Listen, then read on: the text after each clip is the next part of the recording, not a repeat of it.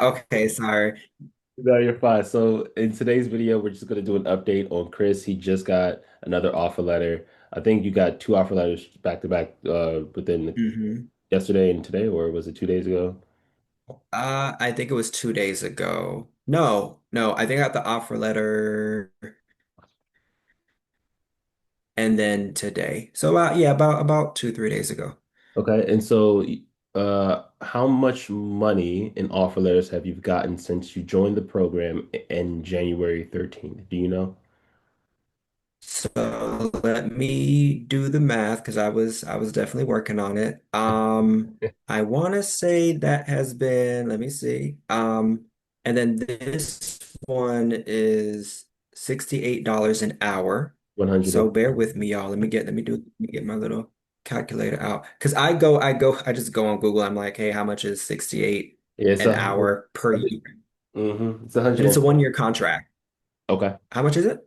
141,000, 440. Okay. Um, Okay, one more time. 41,440. 141,000. Okay. So 400. in total, that would be 766,000 Oh. so far. And so today is May 5th, and that's been like 4 months, 5 months. My math is completely off right now. Let's see, January 13th. So February, March, That's April, May. Yeah, we'll probably say about four okay. months or a little less than four. So in 4 months, you were able to generate how much money in offer letters? What was that? 766,000. 766,000. So almost a million, not a million yet. And I'm going to be very Yeah, clear. not yet. Doesn't mean that Chris accepted all of the offers, right? There's some that he accepted, there's some that he didn't. But in terms of like, your quick update, what you were doing, where you were saying before, you can start with your story. Yeah, so before I was mainly doing software development, and at my last role, I was let go in probably, maybe November around there. Then from there I took a break. I got a pretty nice severance, so I took a bit of a break for a few months, and then I'm like, okay, what do I want to do next? Do I want to hop back in development? Do I want to do something else? And then that's when I came across your video, and you were talking about not only, the potential, the job stack, but also what do you do when you acquire a certain amount of money and how do you invest it so you can retire early. So that was another thing that kind of really drew me. So I was like, okay, well, one thing about being a developer is that you tend to work a lot of hours sometimes. Especially when you need to have like a release coming up. So, you sometimes have to, like crunch. And I've heard from other places and other people that I know that DevOps is generally, a lot less usually a lot less like hours intensive and a lot less stressful than development. But it was like, well, I don't know where to start. You know what I mean? Like I know of people who do DevOps, but I don't know what it all entails really, especially when it comes to, integrating cloud with that, right? So I was like, okay, let me take a look at his video. So I marathoned all your videos. Um, and then, at that point, I was like, okay, well, hey, let me now reach out and see. And I believe I reached out to you through Instagram. And then I think then you sent me a link. And from there, I spoke with one of the sales reps. I forgot his name. I haven't Jacoby. spoken to him since. Jacoby. Yeah, him. Mhm. And then I was like, oh, okay, well, it seems like a pretty good deal. And then from there, I was like, okay, I think I'll be dedicated to this. I mean, not really doing anything else. So I might as well, go as hard as I can with this. So at that point, I guess the rest is history from there. Okay, January 13th, you joined the program. It's May 5th, about 4 months, about to be 4 months, and $766,000 in offer letters generated from this specific step-by-step blueprint, correct? Yep. Okay. And And I'm waiting on one more, actually, that's coming in. That's pending right now. So we'll see. that's insane. And so, Chris, I will say he is an outlier. Like, even though these are crazy results, I'm very transparent. Most likely, this is not going to happen to you unless you have like a similar situation or background. Chris was a software engineer, so the learning curve wasn't as steep. I just did a interview with somebody named Paris. He had no experience. He started to learn Python and it took him a year, right? So Chris is fairly like quicker. Paris took a year. And, Stormy, it took him 7 or 6, 7 or 8 months, I can't remember, but no experience. So it's different depending on certain factors, right? Stormy, Paris, no experience, but they had the mindset like it's going to work or it's going to work. Same thing with Chris, had that mindset, right? But the learning curve and, how quickly you learn something, pick something up, it's like variables that we don't control. So I want to be very specific and clear where I say, hey, Chris, he has these amazing results, but this is his background, okay? But it doesn't mean that if you don't have that background, we have Stormy, Paris, no experience. Stormy has a high school diploma. He doesn't have any certifications right now, and he's making a doctor's salary working a lot less. And so Chris was Mhm. able to come into this program, take advantage of all the resources we have, apply the step-by-step blueprint to get the results.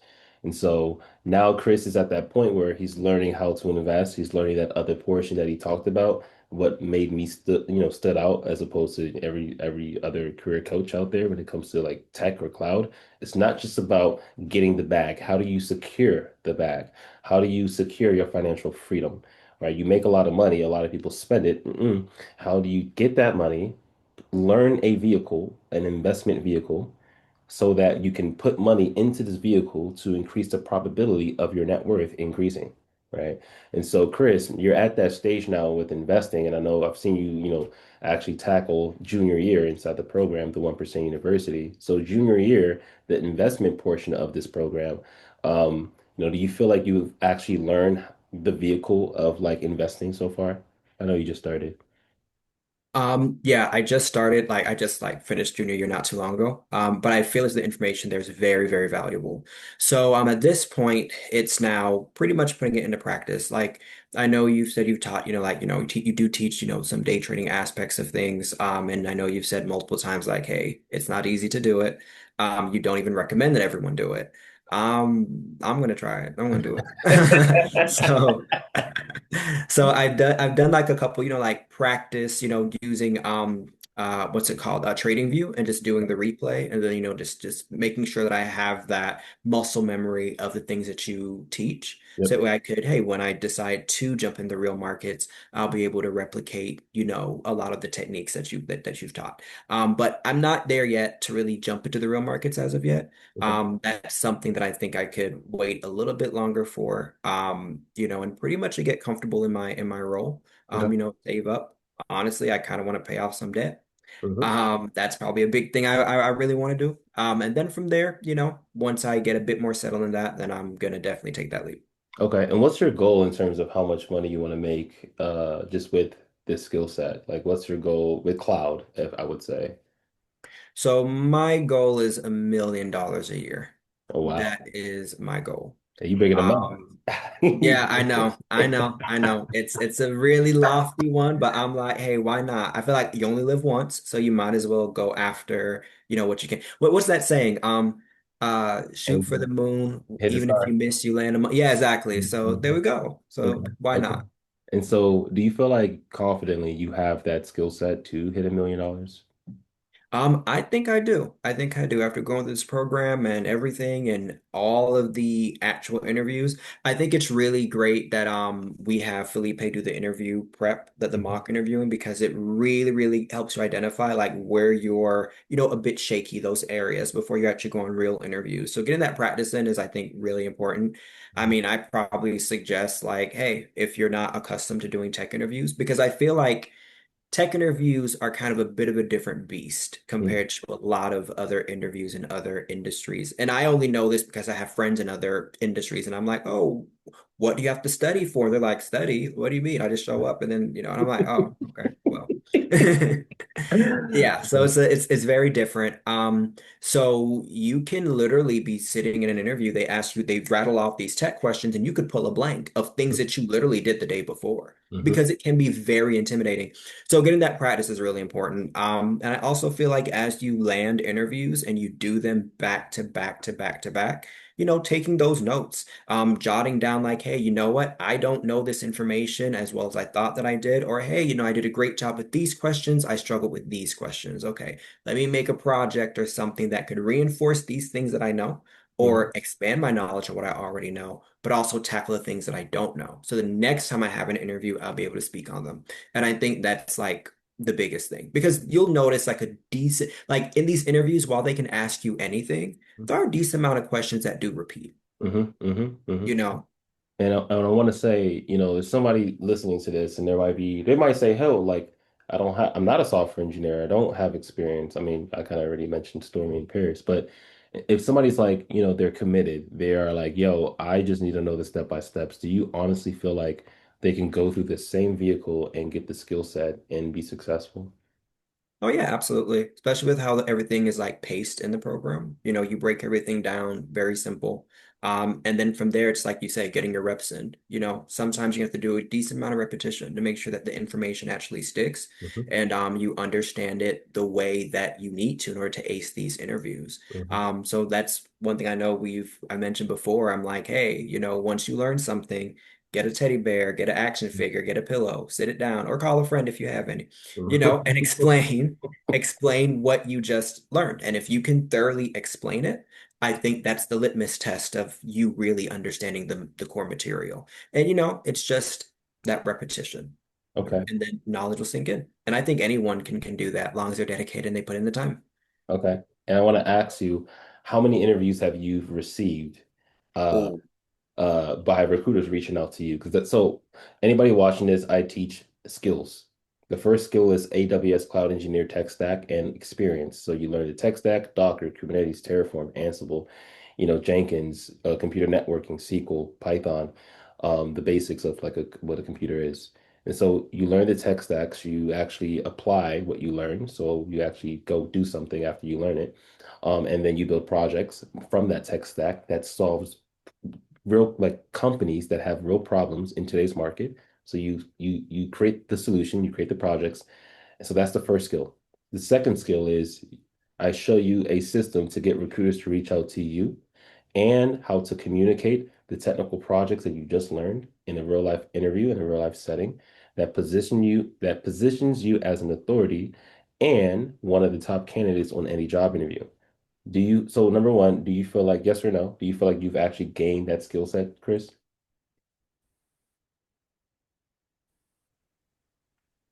oh, definitely. The practice and just going through the program. So I think that that's really what strongly helped. And then how many interviews have you received by recruiters reaching out to you? Oh, that's one. I'm gonna say it's honestly, I wish I kept count. Um, 20 to 30, 20 to 30, 25, 20 to I want to say 20, 30, 25. Because even then hopefully I'm not counting like the second round interviews. Because, Okay, I mean, I don't know if that counts, but it's like, it's like, hey, you get a first round, you get a second round. So a lot of that gets jumbled like in my head. gotcha. But I want to say probably 20 to 25 probably.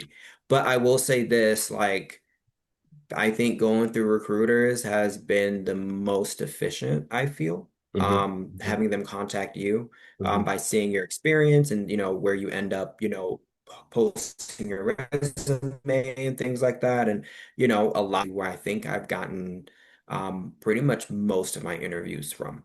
Okay. And one final question is, do you feel like if somebody's like, because I'm not gonna lie, I tell people all the time, do not join the program if you are not going to commit, if you are not going to put in the time and energy and commit into the blueprint to get the skill, right? Because if Hmm. somebody Hmm. does do that, do you feel like they can get in the skill set, kind of get similar results?